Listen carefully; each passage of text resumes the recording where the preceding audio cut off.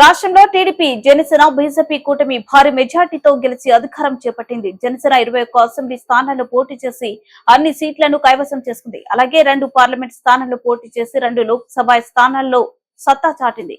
Party గెలుపునకు కృషి చేసిన కార్యకర్తలు, ప్రజలకు జనసేన అధినేత పవన్ కళ్యాణ్ కృతజ్ఞతలు తెలిపారు.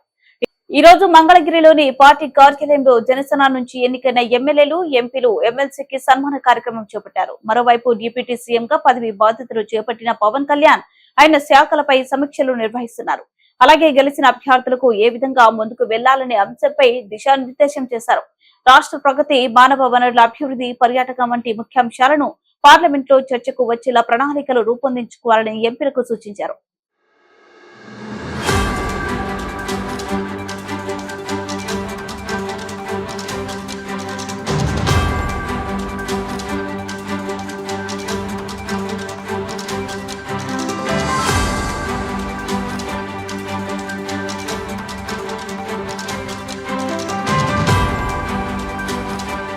మనం చేసింది మొన్న బాంబేకి వెళ్ళి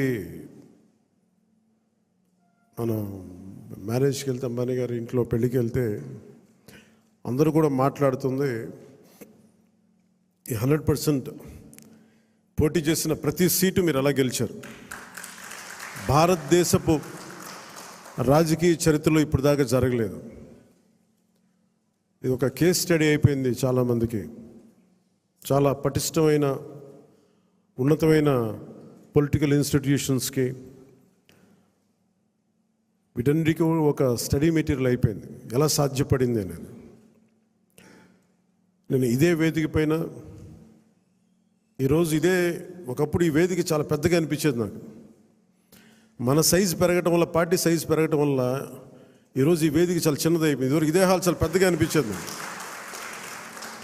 అంటే ఎక్కువ జనం ఉండేవాళ్ళు ఆ రోజున. యాక్చువల్గా కిటకిట్లు ఆడిపోయేది, చాలా పెద్దగా అనిపించింది. కానీ ఈరోజు తక్కువ మంది ఉన్నా కానీ ఇంత చిన్నగా ఉందంటే ఆఫీస్ అనిపించింది.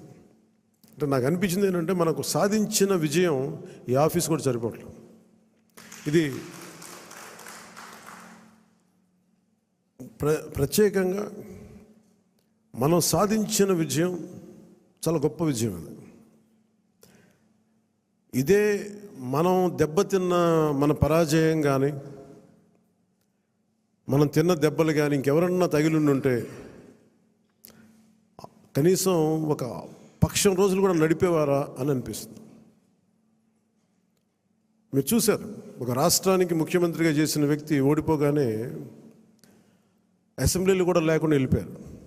అంటే ఓటమి అంత భయపడుతుంది మనిషిని.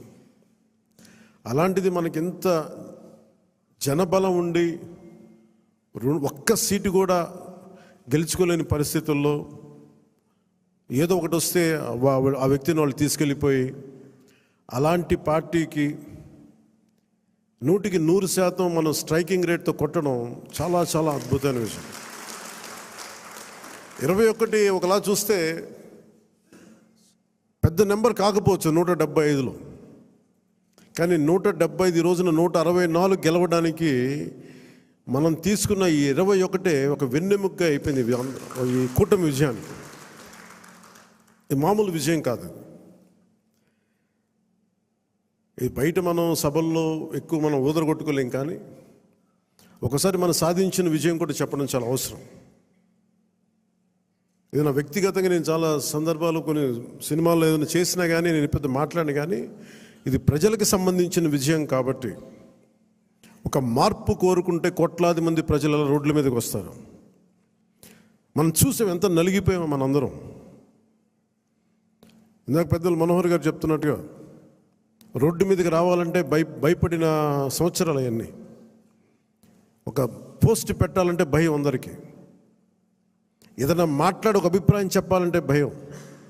పచ్చి బూతులు తిట్టేయడం, ఇంట్లో చిన్నపిల్లల్ని పెద్దని చూడకుండా భయపెట్టేయడం, క్యారెక్టర్ అసాసినేషన్ కేసులు, సాక్షాత్తు ఒక పార్లమెంట్ సభ్యుడిని బంధించి మరీ తీసుకొచ్చి ఉన్నతాధికారుల చేత ఈ గుంటూరు ఈ సిఐడిదే ఆఫీస్లో ఆయన మీద పాశవికంగా ఆయన కొట్టించిన తీరు, 4 దశాబ్దాల సుదీర్ఘమైన అనుభవం ఉన్న ముఖ్యమంత్రిని కూడా, ముఖ్యమంత్రిగా చేసిన వ్యక్తిని కూడా ప్రస్తుతం